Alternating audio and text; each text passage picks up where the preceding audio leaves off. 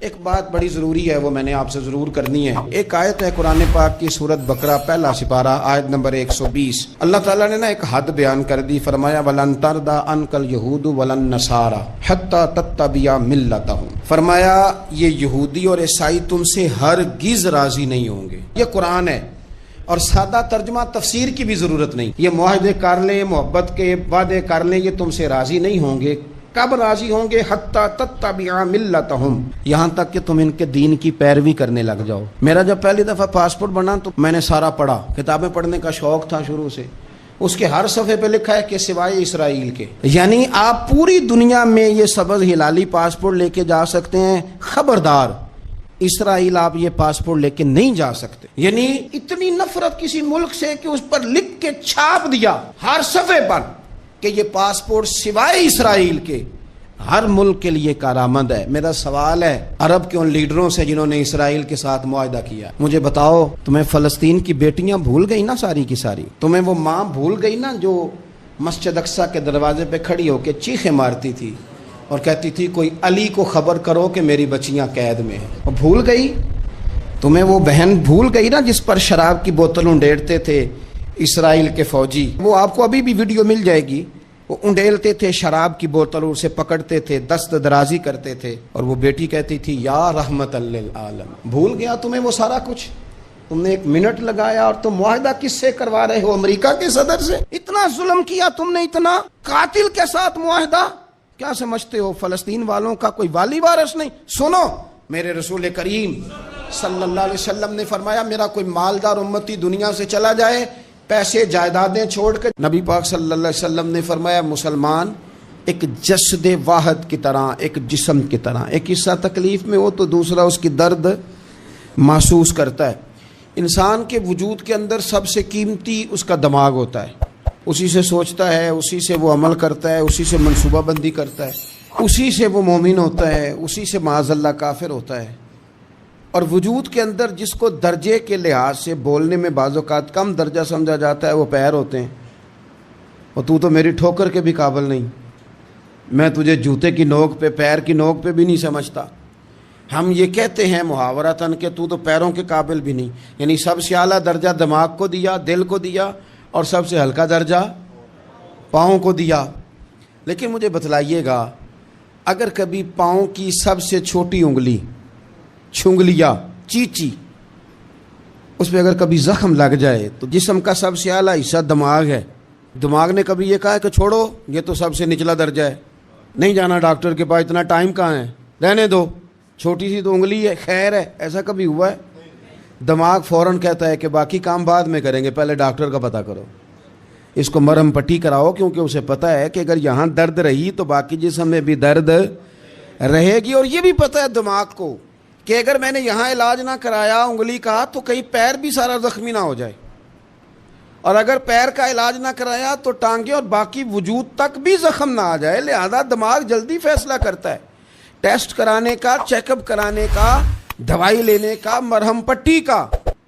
اور میرے بھائی مسلمان ایک وجود کی طرح ہے۔ یہ تو ہو سکتا ہے کچھ مسلمان ملک غریب ہوں اور کچھ کے پاس تیل کے کنویں ہوں، کچھ کے پاس سونے کے پہاڑ ہوں، یہ تو ہو سکتا ہے کہ بعض اوقات یہ وہ سمجھ لیں کہ ہم اعلیٰ درجے کے ہیں، لیکن یہ یاد رکھیں اگر ایک جسم کی طرح ہیں، سوچتے ہیں اور ہیں، کیونکہ نبی پاک نے فرمایا ہے، اگر اس طرح سوچتے ہیں تو پھر میرا خیال ہے کہ جس طرح تیل کے کنویں والے کو اپنی درد ہوتی ہے نا، سونے کے پہاڑوں والے ملک کو جس طرح اپنی درد ہوتی ہے نا، اس طرح اسے کسی کو بھیکارت کی نظر سے دیکھنا نہیں چاہیے، چونکہ جسد واحد ہے۔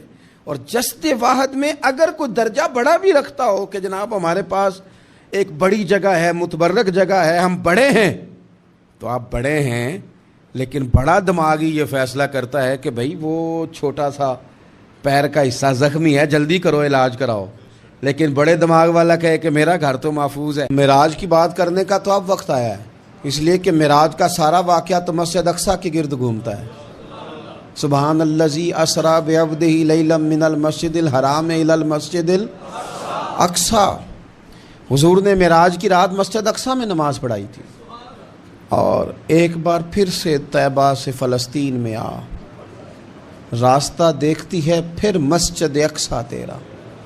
ایک بار حضور گئے تھے مکے سے مسجد اقصیٰ، اور پھر حضور فرماتے ہیں جب میں واپس گیا نا تو کفار نے جو کہ مسجد اقصیٰ دیکھی ہوئی تھی تو مجھ سے پوچھنا شروع کر دیا کہ مسجد اقصیٰ کی کھڑکیاں کتنی ہیں، دروازے کتنے ہیں، پلر کتنے ہیں۔ جب انہوں نے سوال جواب کیے تو حضور فرماتے ہیں کہ رب کریم نے مسجد اقصیٰ کو اٹھا کے میرے سامنے رکھ دیا۔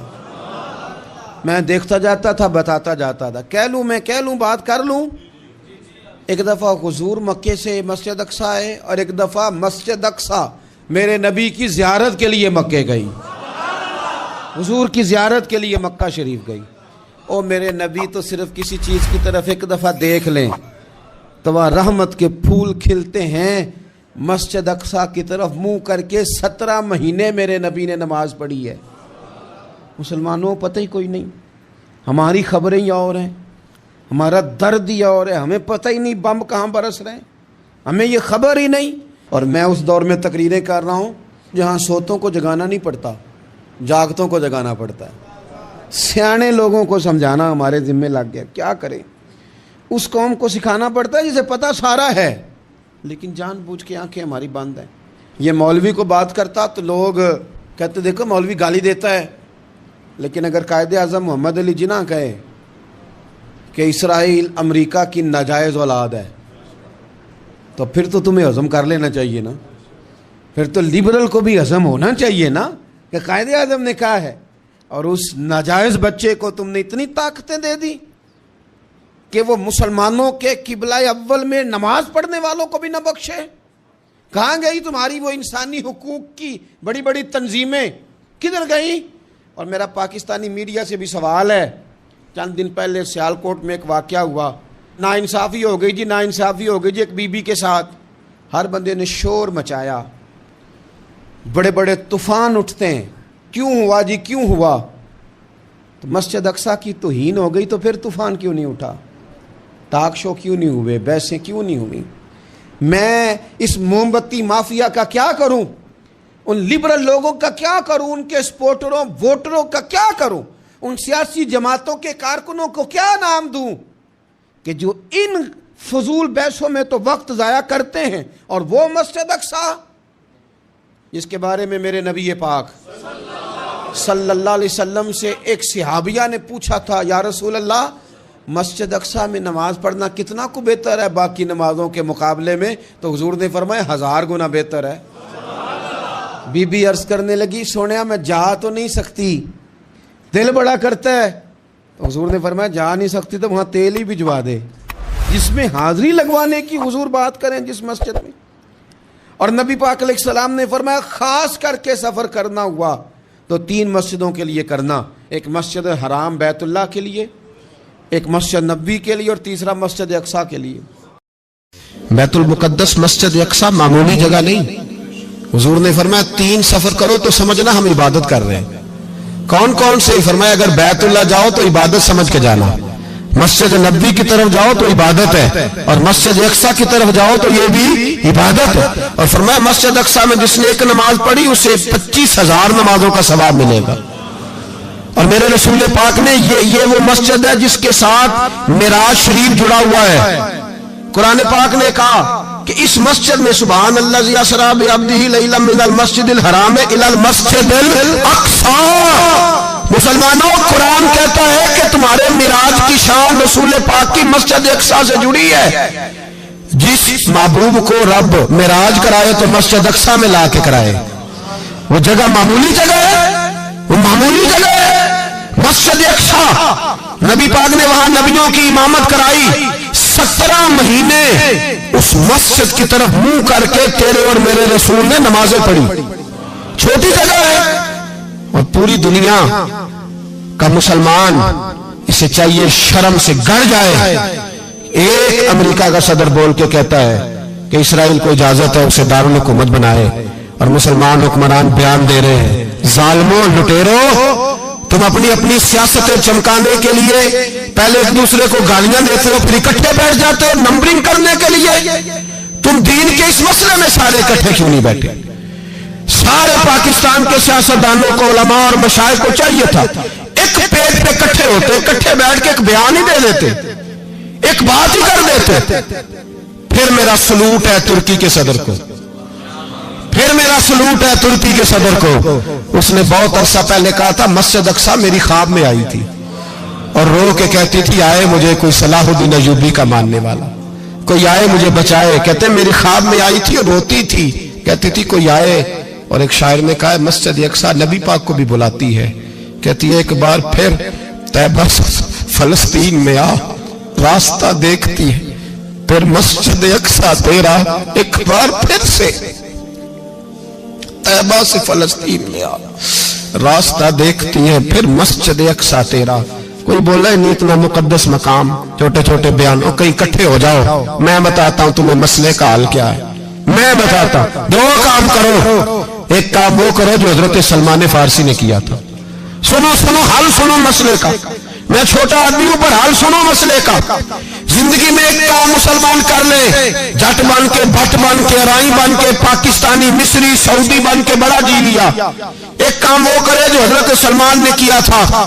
جب ایک کافر نے پوچھا آپ کا نام کیا ہے تو فرمایا میرا نام اسلام ہے. بولیے سارے میرا نام. کہا تمہارے باپ کا نام؟ فرمایا اسلام. دادا کا نام؟ کہا اسلام. پردادا کا نام؟ بازو تیرا توحید کی قوت سے کمی ہے، اسلام تیرا دیس ہے تو مصطفی ہے. ایک کام وہ کرو جو حضرت سلمان نے کیا تھا. کافر جب پوچھے تو کہو ہم سارے اسلام ہیں، ہم سارے کیا ہیں؟ ہم پہلے مسلمان ہیں، باقی بعد میں کچھ اور چیز. دوسرا کام وہ کرو جو حضرت امیر معاویہ نے کیا تھا. سن لو یہ حال ہے اس مسئلے کا. سنو حضرت مولا علی شیر خدا رضی اللہ تعالیٰ عنہ اور جناب امیر معاویہ کی جنگ ہو رہی تھی، لڑائیاں ہو رہی تھی، اختلافات تھے، فوجیں بیٹھی تھی. حضرت مولا علی اور جناب امیر معاویہ کی جنگ ہو رہی تھی تو روم کے بادشاہ نے، عیسائی بادشاہ نے حضرت علی کو خط لکھا کہ میں تیرے اوپر حملہ کرنے والا ہوں. خط لکھا نا حضرت علی کو، تو جواب حضرت امیر معاویہ نے لیا. چاہیے تھا نا مولا علی جواب دیتے، حضرت امیر معاویہ بولے اور بول کے کہنے لگے اور روم کے کتے ہم گھر میں جتنا مرضی لڑے، یہ نہ سمجھنا تو علی پہ حملہ کرے گا تو میں تماشا دیکھوں گا. فرمایا تو علی پہ حملہ کر تو صحیح، علی سپہ سالار ہوگا اور امیر معاویہ اس کا سپاہی ہوگا. گھر میں جتنا مرضی لڑے پر رسول اللہ کے نام پہ ہم اکٹھے ہو جایا کرتے. یہ رسول اللہ کا دین ہے، اس پہ ہم اکٹھے ہیں، یکجان ہیں. فرمایا علی سپہ سالار ہوگا اور امیر معاویہ سپاہی ہوگا، اکٹھے نکلیں گے اور کفر کو بتائیں گے کہ اگر تم مسلمانوں کی طرف دیکھو گے پھر ہم یکجان ہیں، پھر ہم بولیے پھر ہم گنبد خضرا کے سائے تلے ایک ہیں، ایک ہیں، ایک تھے اور ایک رہیں گے. اس لیے یہ دو کام اگر مسلمان کرے، دو کام ٹھیک ہے، اختلاف ہو گئے، بڑا کچھ ہو گیا، لیکن ان سے کہیں کہ جب تم آؤ گے تو پھر ہمیں علیحدہ نہیں پاؤ گے، پھر ہمیں تم اکٹھے پاؤ گے، اکٹھے میدان میں نکلیں گے. اور کوئی اتنی لمبی چوڑی بات نہیں، میں کیا کروں، میرا تو آئیڈیل بنتا جا رہا ہے طیب اردگان. عجیب بات ہے نا کہ اس کے پاس ایٹمی طاقت آپ سے کمزور ہے، آپ کی تگڑی ہے. اس کے پاس جو فوجی طاقتیں ہیں وہ اپنی جگہ پر، آپ کی فوجی طاقتوں کا لوہا مانتی ہے دنیا. لیکن پھر مجھے کہنے دو نا، میدان میں بندہ ایٹمی طاقت سے نہیں لڑتا، ایمان کی قوت سے لڑتا ہے. اور بول اٹھا ہے نا، کیا کر لیا اس نے اپنی پارلیمنٹ سے خطاب کیا ہے، مطالبہ ہے، علماء سے گزارش ہے، مشائخ سے گزارش ہے، ہر مکتبہ فکر کے آدمی سے گزارش ہے، علماء اور سیاستدانوں سے اپیل ہے کہ پارلیمنٹ کا مشترکہ اجلاس بلائیں، مشترکہ، اس میں ہر سیاسی جماعت کا لیڈر بیٹھے اور اکٹھے بیٹھ کے ان کو یہ میسج دیں کہ بازو تیرا توحید کی قوت سے قوی ہے، اسلام تیرا دیس ہے تو مصطفی. اور ان کو بتائیں کہ ہزاروں قومیں وجود میں آئیں، دہر میں خشک تر کے رشتے سے ہم نے بنیاد دوستی رکھی، یاد خیر البشر کے رشتے سے. مسلمان ہی نہیں ہوتا. صلاح الدین ایوبی اپنے خیمے میں بیٹھے ہیں تو ایک بی بی آ گئی، اس قبیلے کا کوئی شخص مسلمان نہیں ہوتا. بی بی آئی، آگے کہنے لگی میرے 4 بیٹے جنگ میں کھو گئے، چھوٹے چھوٹے بچے. جنگ میں کھو گیا مل نہیں رہے، فوجیوں کو حکم دے مجھے میرے بچے تلاش کر کے دیں۔ صلاح الدین ایوبی نے جھٹ پٹ سر پہ امامہ باندھا، نیزہ پکڑا، سینے بند باندھا، اپنے جبے کو سمیٹا اور باہر کہنے لگی تو کدھر جا رہا ہے؟ کہنے لگا میں خود تیرے بچے تلاش کر کے دوں گا۔ صلاح الدین چند سپاہی ساتھ میں گلی گلی نکلے، گلی گلی فجر کے نکلے، اثر ہو گئی، تھک گئے، 2 نمازیں صحرا میں پڑھی، جنگل کے اندر پہنچے تو ایک کونے میں 4 بچے ایک جگہ ڈرے اور سہمے ہوئے بیٹھے ملے۔ صلاح الدین ایوبی اٹھا کے لائے، ماں کو کہنے لگے تیرے بچے ہیں۔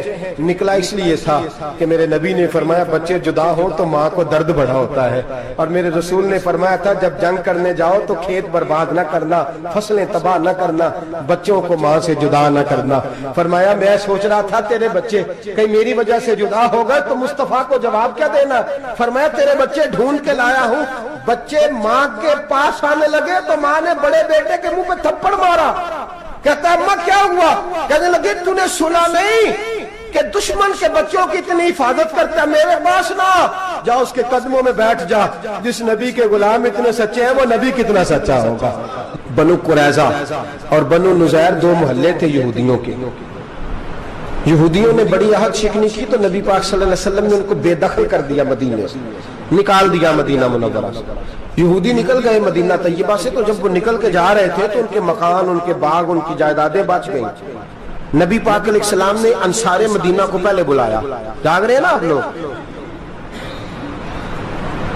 پیسے آتے کسی کو برے لگتے ہیں؟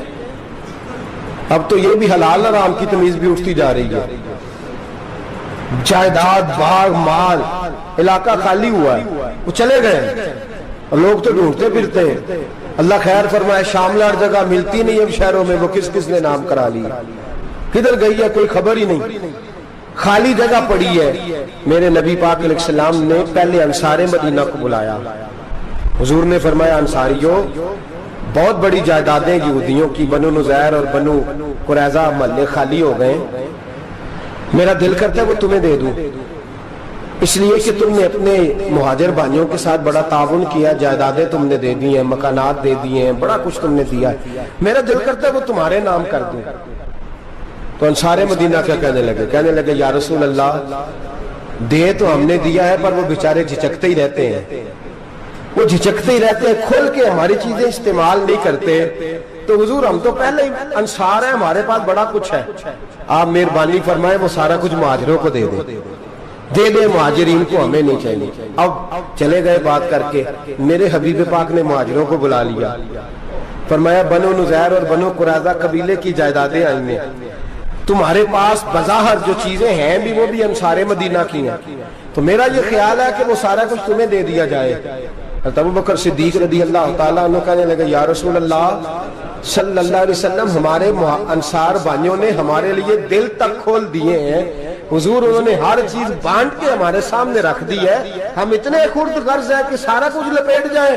کہ حضور ہمارے پاس جو مکان ہے وہ ہے، ہم کاروبار کر رہے ہیں، تجارتیں کر رہے ہیں، مزدوریاں کر رہے ہیں، ہم انشاءاللہ اور بنا دیں گے، آپ یہ ہماری طرف سے ہمارے انصار بھائیوں کو گفٹ کر دیں، آپ انہیں دے دیں۔ میرے حبیب کی آنکھوں میں آنسو آ گئے، میرے نبی پاک علیہ السلام رو پڑے، یا رسول اللہ آپ کیوں روتے ہیں؟ فرمایا تمہارا یہ بھائی چارہ قائم رہا تو اللہ اسلام کو بڑی قوتیں عطا فرمائے گا، اللہ طاقتیں دے گا اسلام کو، اگر تمہارا یہ رنگ قائم رہا، یہ انداز، میرے غلاموں تمہارے یہ طور طریقے، ایک بھائی کہتا ہے دوسرے کو، دوسرا کہتا ہے تیسرے کو۔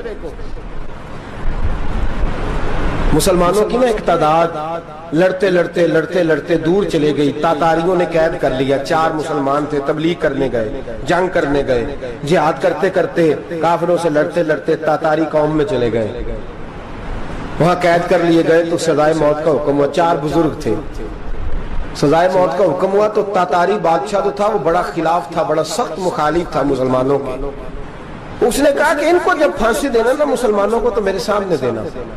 اب 4 عالم ہیں، 4 صوفی ہیں، سفید داڑیاں، سر پہ امامے، پھانسی کا وقت آیا تو جو پھانسی گھاٹ ہے وہ ایک ہے، چاروں کو کٹھے پھانسی نہیں ہو سکتی، ایک کو کہا کہ ایک ایک کر کے ان کو پھانسی دو۔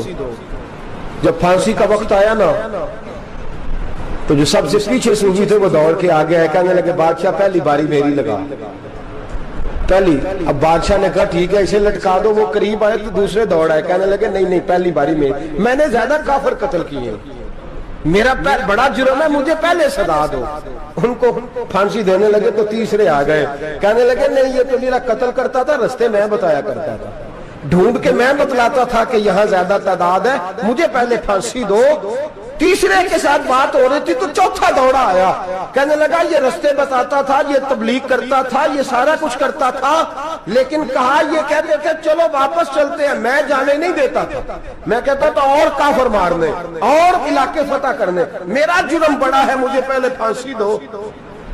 بادشاہ کہنے لگا مجھے 35 سال ہو گئے حکومت کرتے, بڑی دنیا کو پھانسی دی ہے, لوگ تو ایک دوسرے کو دھکے دیتے ہیں کہ پہلے تو جا پہلے تو جا, اور تم کیسی قوم ہو کہ ایک دوسرے پہ قربان ہو رہے ہو. کہنے لگا تم ایک باپ کی اولاد ہو, جاگ رہے آپ لوگ.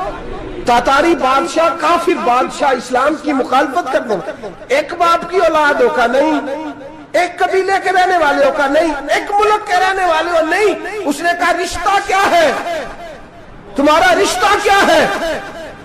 تو بول کے کہنے لگے خدا ایک ہے نبی ایک ہے, خدا ایک ہے اور نبی منفرد ایک ہے, اس قوم کی نقصان بھی ایک ہی سب کا نبی, اللہ بھی قرآن بھی ایک. کیا ہی اچھا تھا ہوتے اگر مسلمان بھی ایک, یوں تو سید بھی ہو مرزا بھی ہو افغان بھی ہو, تم سبھی کچھ ہو بتاؤ کہ مسلمان بھی ہو. فرمایا ہمارا اللہ ایک ہے نبی ایک ہے, تو کہا پھر ایک دوسرے پہ جان کیوں دیتے ہو؟ فرمایا ہمارے نبی نے ہمیں بھائی بھائی بنا دیا ہے, بھائی کا دل نہیں کرتا اس کی آنکھوں کے سامنے بھائی چلا جائے, ہمارا دل نہیں کرتا پہلے مجھے دے پہلے مجھے دے. بادشاہ کہنے لگا تمہارا جذبہ مجھے متاثر کر گیا, جاؤ میں تم چاروں کو آزاد کرتا ہوں, تمہیں آزاد کرتا ہوں. میرے دوستو یہ رنگ تھا, دیکھیں نا, یہ اس دھرتی نے نظام دیکھا ہے نا, اس فلک نے پہلی بار دیکھا, اس زمین نے پہلی بار, اور میرے حضرت صاحب فرمایا کرتے تھے زمین تڑپ کے روئی, اس نے پہلی دفعہ دیکھا. احد کا میدان ہے, 3 صحابہ تپتی ہوئی زمین پہ زخموں سے چور چور پڑے ہیں. حضرت انس بن نضر رضی اللہ تعالیٰ عنہ پانی کا پیالہ لے کے پہنچے, ایک زخمی سے کہا تجھے پانی پلانا ہے, تو کہنے لگا میرے زخم تھوڑے ہیں, وہ جو ساتھ پڑا اس کے زخم گہرے ہیں, پہلے اسے پانی پلا دے, جا اسے دے دے. اس کے پاس پہنچے تو وہ کہنے لگا وہ مجھ سے پہلے گرا تھا, اس کا زخم زیادہ گہرا ہے, اسے پانی پلا. تیسرے کے پاس گئے تو کہنے لگا چوتھا تڑپ زیادہ رہا ہے, اس کی عمر زیادہ ہے, میں تو جوان ہوں برداشت کر لوں, بڑھاپے کی وجہ سے نڈھال ہو گیا, پہلے اسے پانی پلا. چوتھا کہنے لگا 5ویں کے پاس جا, 5واں کہنے لگا 6ٹھے کے پاس جا. حضرت انس بن نضر کہتے میں رو پڑا, میں نے کہا محمد کے غلاموں, رسول نے تمہیں کیسا جذبہ دے دیا ہے, زبانیں پیاس سے باہر ہے لیکن تمہاری اخوت مرتے دم تک قائم ہے.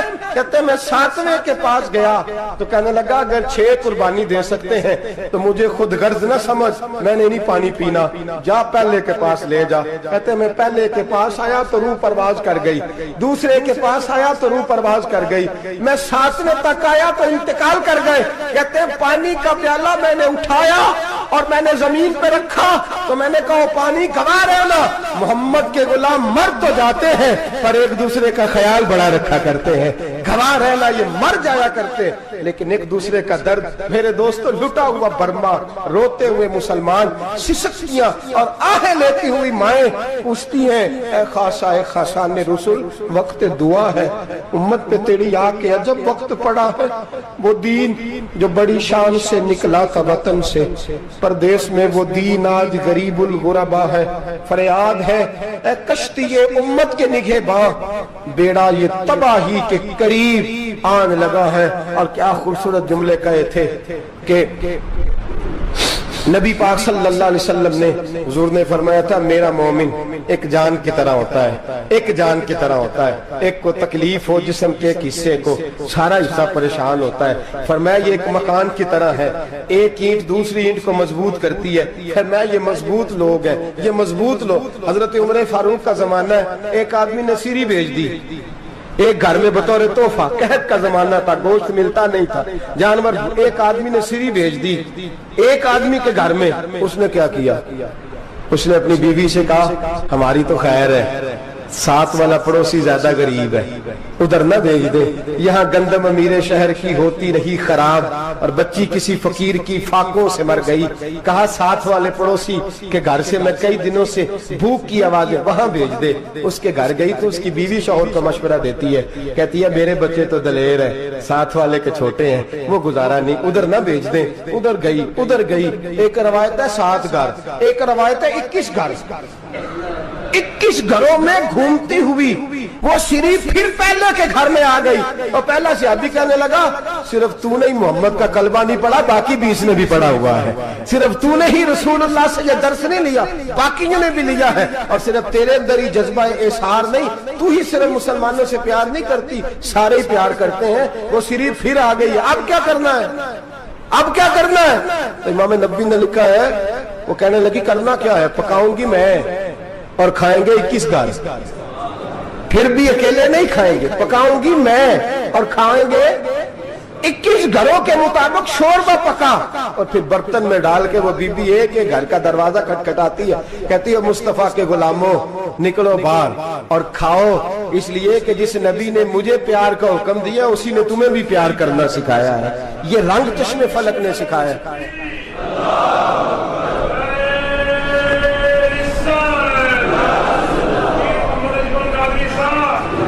आपकी बड़ी मेहरबानी, जिंदाबाद वही है जिसको अल्लाह रसूल जिंदाबाद फरमाए, बड़ी मेहरबानी, अल्लाह जज़ा दे। अर्ज ये करने जा रहा था कि रसूल करीम सल्लल्लाहु अलैहि वसल्लम ने पैगाम दिया उम्मत को, फरमाया देखे ना कितने बड़े लफ्ज हैं।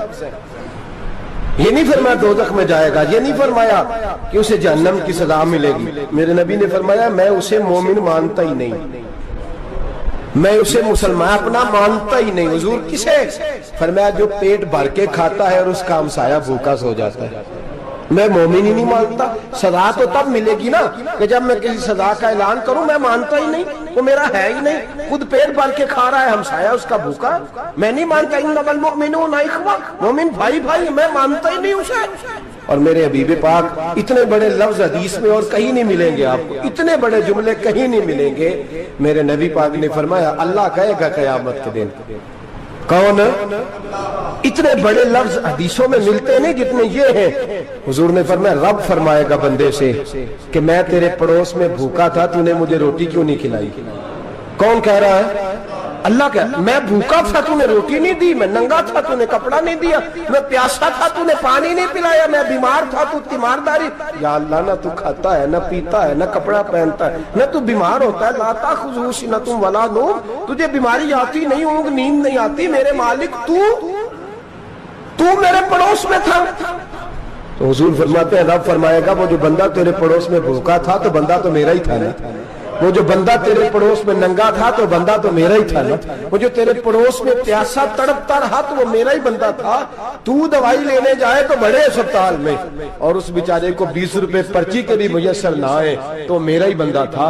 मेरे दोस्त ख्याल कर और याद रख, ये जो हमसाये ममालिक में जुल्म होते हैं, ज्यादतियां होती हैं, हमारे घर का पंखा अच्छा चलता है, हम जुलूस उस वक्त निकालते हैं जब हमारी लाइट बंद होती है, हम जुलूस उस वक्त निकालते हैं जब हमारा एसएचओ हमें तंग करता है, हम उस वक्त दर्द महसूस करते हैं जब हमारे घर तक आग आ जाती है।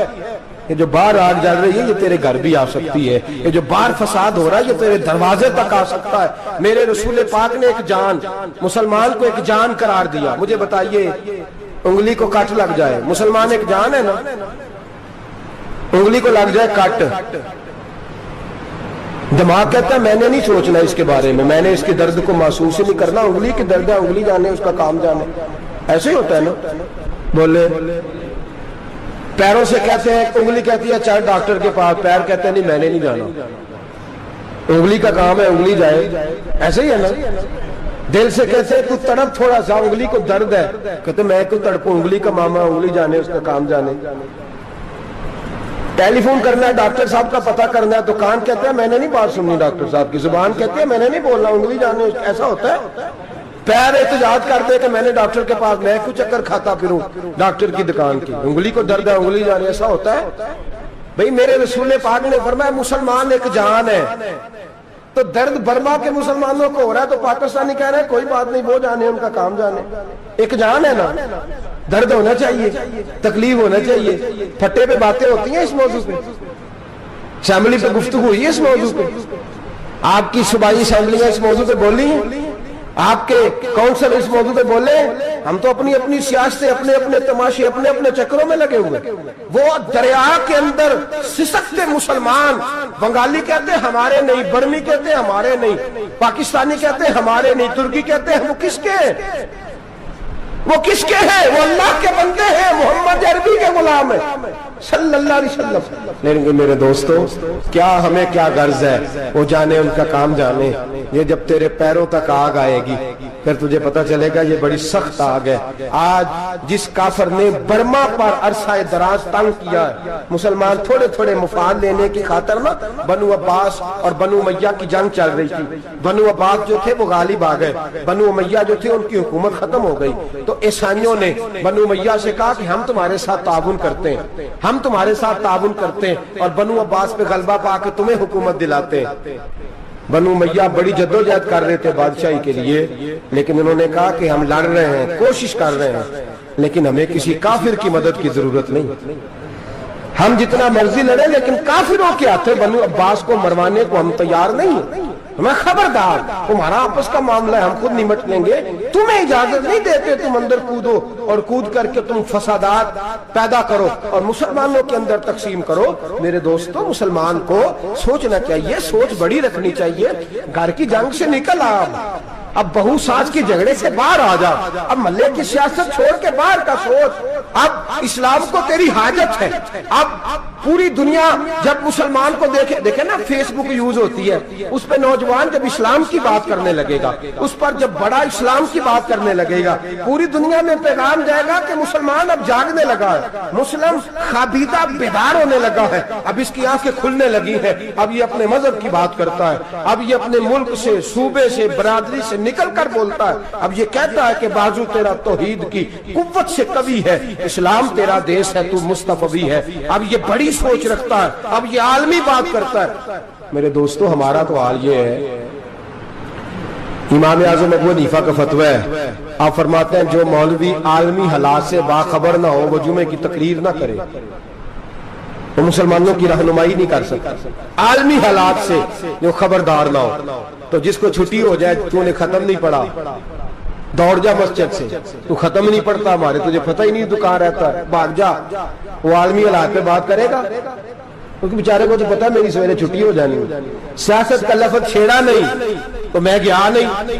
یاد رکھے، وہ جو بیداری ہے، وہ جو اعلیٰ ظرفی ہے، وہ جو بڑی سوچ ہے، وہ جو ملت کی سوچ ہے، وہ جو قومیت کی سوچ ہے، وہ جو آگے بڑھنے کا زاویہ ہے، وہ تو اندر. اقبال کہتے ہیں گلا تو گھونٹ دیا اہل مدرسہ نے تیرا، گلا تو گھونٹ دیا اہل مدرسہ نے تیرا. تجھے تو مدرسے والوں نے پلیٹ پکڑا دیا ہے کہ جا سویرے لنگر کٹھا کر کے لا اور دوپہر کو روٹیاں مانگ کے لا اور دیکھ آج مرا کون ہے، ختم کس کا پڑھنا ہے. تو گلا تو گھونٹ دیا اہل مدرسہ نے تیرا، اب کہاں سے آئے گی صدا لا الہ الا اللہ. تو گھونٹ دیا تیرا گلا، تو کیسے بڑی بات کرے گا؟ بڑی بات کے لیے بڑی سوچ چاہیے، بڑی تگودو چاہیے، بڑی کوشش چاہیے، بڑا حوصلہ چاہیے. مسلمان چھوٹی چھوٹی لڑائی میں، چھوٹی چھوٹی جنگ میں، ایک دکاندار دوسرے دکاندار سے لڑ رہا ہے، گلی والا دوسری گلی والی سے لڑ رہا ہے، محلے والا محلوں پہ اعتراض. ایک شہر میں رہنے والے میں نے دوسرے محلے پہ اعتراض کرتے دیکھے. یقین کریں، ایک شہر میں رہنے والے، علاقے میں بسنے والے کہتے ہیں بھائی توبہ ہے اس محلے تو اللہ ہی بچائے. لا حول ولا قوت. وہ جو تقسیم در تقسیم کی سوچ ہے، اس نے چھوٹے چھوٹے ٹکڑوں میں مسلمانوں کو بانٹ دیا ہے. چھوٹی چھوٹی تقسیم ہے، چھوٹا چھوٹا ہمارا مزاج ہے، چھوٹی سوچ ہے. بڑی سوچ کی بات سنیے. صلاح الدین ایوبی، جاگ رہے ہیں نا آپ لوگ؟ تو آخر حضرت صاحب ایڈی وڈی گل چھیڑ چھڑی ہے، یہ مطلب ہی کون نہیں، کنے برما جانا ہے تو کنے مدد کرنی ہے. میں تو بھائی فریضہ سر انجام دے رہا ہوں. میرے نبی نے فرمایا برائی کو یا ہاتھ سے بدل، ہاتھ سے نہیں بدل سکتا تو زبان سے تو بولنا. تو میں معذور ہوں، کمزور آدمی ہوں، ہاتھ سے بدلنے کی طاقت نہیں رکھتا، تو دوسرے درجے پہ تو مجھے عمل کرنے دو نا. اثر کرے نہ کرے سن تو لے میری فریاد، نہیں ہے داد کا طالب یہ بندہ آزاد. رونے تو دو، تڑپنے تو دو، آہیں تو بہانے دو، سسکیاں تو لینے دو، مار کھائیے تو تڑپنے تو دو. وہ قرآن پاک برما میں پابندی لگی ہے تو میں یہاں سوچنے لگا ہوں کہ وہاں تو پابندی لگی ہے، یہاں پہلے لوگ کوئی نہیں پڑھتی. معاذ اللہ تعالیٰ حالات دن پہ دن مسلمانوں کے لیے ایک ایک کر کے. افغانستان میں جو آگ لگی تھی، پھر وہ عراق میں بھی لگی، پھر وہ لیبیا میں بھی لگی، پھر وہ مصر میں بھی لگی، پھر وہ یمن میں بھی لگی. सऊदी अरब में धमाके हुए, मेरा दिल तड़पा है, मुझे परेशानी हुई। मैं बच्चे 5 थे, मैं बड़ा डिस्टर्ब हुआ। मैंने कहा यार ये हमारा सबका इजमाई अकीदत का मरकज है। हम कम से कम 1000 इख्तलाफ के बावजूद कहा करते थे कि अरब में अमन है यार, वहाँ सुकून है, वहाँ दुकानें खुली छोड़ के लोग चले जाते हैं। वहां भी फसाद होने लगा, वहां भी आग बढ़ गई है। लेकिन हम सिर्फ छोटी छोटी करके जब आग बुझाने की कोशिश करेंगे, उस वक्त आग नहीं बुझेगी। जब हर आदमी अपने प्याले में पानी लेके आएगा, हर शख्स अपने घर की नल चलाएगा, हर शख्स नलका चलाएगा और पानी निकाल के ये आग बुझाएगा, तब ये आग बुझेगी। हर आदमी को किरदार, सोच बड़ी करे, नजरिया बड़ा करे, मिल्लत की बात करे, मुसलमान होके सोचे, मुसलमान होके सोचे खुदारा निकले ये घर के झगड़ों से, थोड़ी देर के लिए अपने आप को बड़ा करे, बड़ी सोच आप बनाए। जब दोस्तियां लगाएं, जराने लगाएं, फिर छोटे मोटे हिसाब से बचें। बाबा बुल्ले शाह साहब फरमाते, कोरे वर्क किताब नहीं हुंदे, कोरे वर्क किताब नहीं हुंदे, पत्थर दिल गुलाब नहीं हुंदे। ओ बुल्लिया यारी सोच के लाई, यारा नाल हिसाब नहीं हुंदे। फिर जरा निकले इस हिसाब किताब से बाहर, बुल्लिया यारी सोच के लाई, यारा नाल साहब नहीं होंगे। फिर जरा बड़ा ज़हन करे, छोड़े अपने हिसाब। युसिरून अला अनफुसिहिम वलनबलुवन्नकुम बिशैइन मिनल खौफि वल जु'i व नक्सिन मिनल अमवालि वल अनफुसि वस समरात। फिर हिसाब किताब से निकले, फिर इमाम अली मकाम की तरह ये सोच बनाए कि हुसैन के बच्चे चले जाए तो कोई हर्ज नहीं, उम्मत पर आंच नहीं आनी चाहिए। एक इमाम अली मकाम, कल तक इमाम मैदान में खड़े थे तो अकेले थे, लेकिन आज पूरी दुनिया कहती है हुसैन हमारा है, हुसैन हमारा है। आज नजरिया इमाम अली मकाम जिंदा है, तू अकेला है तो खड़ा हो, ये ना कहा कर। छोटी सी मस्जिद है, एक कोना का खड़कावा, मौलाना तकरीर कर रहे हैं तो क्या बनेगा, एक आवाज कहीं से गूंजा करती है, फिर उसमें तासीर मेरा अल्लाह पैदा फरमा दिया करता है, फिर उसके अंदर कुव्वत मेरा रब पैदा फरमा दिया करता है, फिर अल्लाह उसमें तासीर पैदा करके 4 दाग आलम में फैला दिया करता है।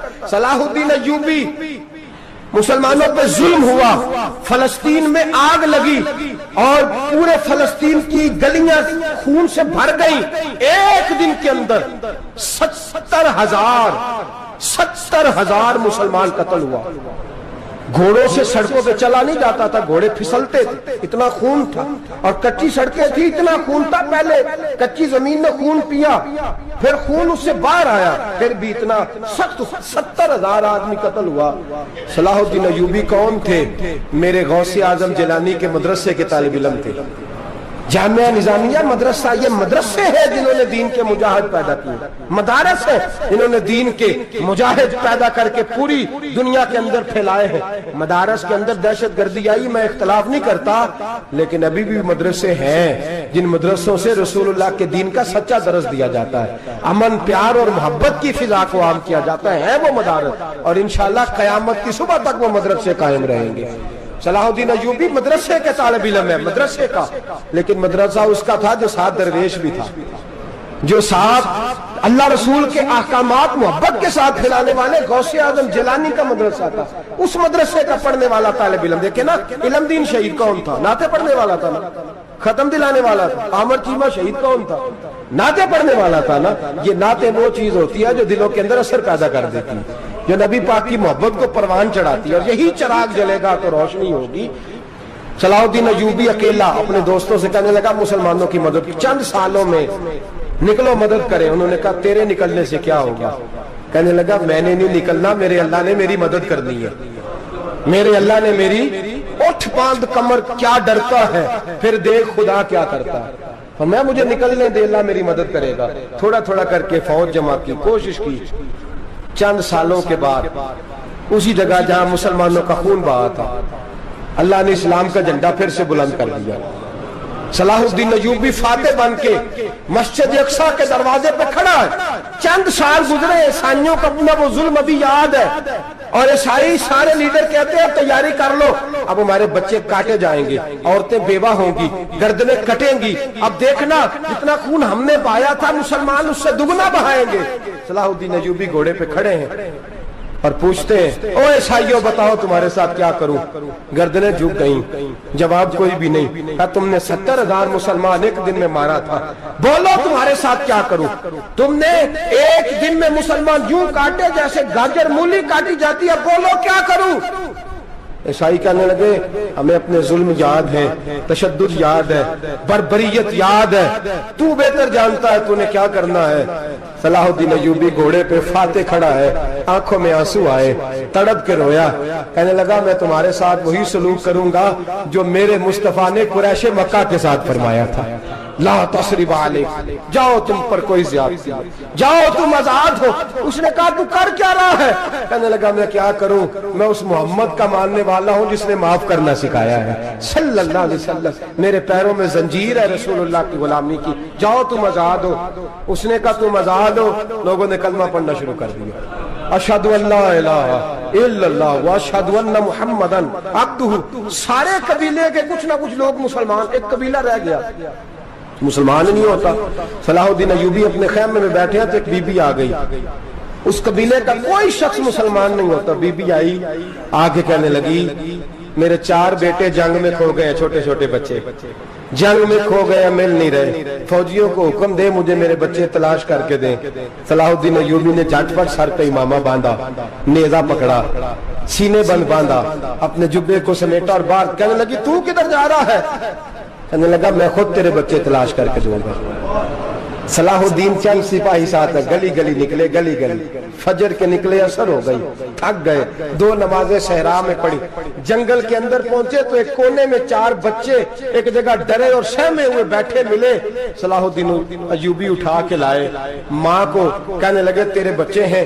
نکلا اس لیے تھا کہ میرے نبی نے فرمایا بچے جدا ہوں تو ماں کو درد بڑا ہوتا ہے، اور میرے رسول نے فرمایا تھا جب جنگ کرنے جاؤ تو کھیت برباد نہ کرنا، فصلیں تباہ نہ کرنا، بچوں کو ماں سے جدا نہ کرنا۔ فرمایا میں سوچ رہا تھا تیرے بچے کہیں میری وجہ سے جدا ہو گئے تو مصطفیٰ کو جواب کیا دینا۔ فرمایا تیرے بچے ڈھونڈ کے لایا ہوں۔ بچے ماں کے پاس آنے لگے تو ماں نے بڑے بیٹے کے منہ پہ تھپڑ مارا، کہتا اماں کیا ہوا؟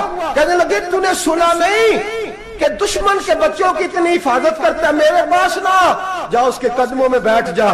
جس نبی کے غلام اتنے سچے ہیں وہ نبی کتنا سچا ہوگا، جس نبی کے نوکر اتنے کھڑے ہیں وہ نبی کتنا کھڑا ہوگا، جا کے کلمہ پڑھ لے۔ میرے دوست یہ اسلام ہے جس نے غیروں کا درد بھی اپنے سینے میں رکھا۔ اقبال کہتا ہے سارے زمانے کا درد ہمارے ہی سینے میں ہے، برما کا مسلمان ہو یا عراق، لیبیا، افغانستان، کشمیر کا مسلمان ہو، میرے دوست وہ غیر نہیں ہے، وہ تیرا اپنا ہے۔ اس کا رنگ نہ دیکھ، اس کی بولی نہ دیکھ، اس کا قبیلہ اور علاقہ نہ دیکھ، دیکھ کہ وہ تیرے رسول کا کلمہ پڑھتا ہے، وہ دیکھ کہ وہ کعبے کی طرف منہ کر کے نماز پڑھتا ہے، دیکھ کہ تیرا اور اس کا نصاب زندگی قرآن ایک ہے۔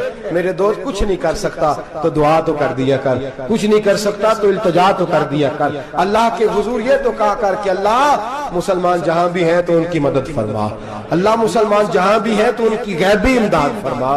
یہ دعا تو میرے دوستوں ضرور کیا کرو، سوچ بڑی کریں، جب بھی آپ بولیں، جب بھی آپ لکھیں، جب بھی کسی سے بات کریں تو بحیثیت مسلمان کے بات کریں، بحیثیت ایک نبی پاک کے غلام کے بات کریں، اپنی زندگی اس انداز میں ترتیب دیں کہ پہلے آپ مسلمان ہیں، اس کے بعد آپ کچھ اور ہیں، پہلے اسلام کی بات کریں، بڑی بات کریں، بڑے حوصلے کی بات کریں، پھر اسلام کو قوت ملے گی، پھر بیداری امت کو نصیب ہوگی۔ اللہ کریم برما کے مسلمانوں کو اپنی رحمت کی ٹھنڈی چھاؤں نصیب فرمائے، ہمیشہ مدحت خیر الانام میں گزرے، دعا ہے یہ عمر درود و سلام میں گزرے۔ آخر دعوانا ان الحمدللہ رب العالمین۔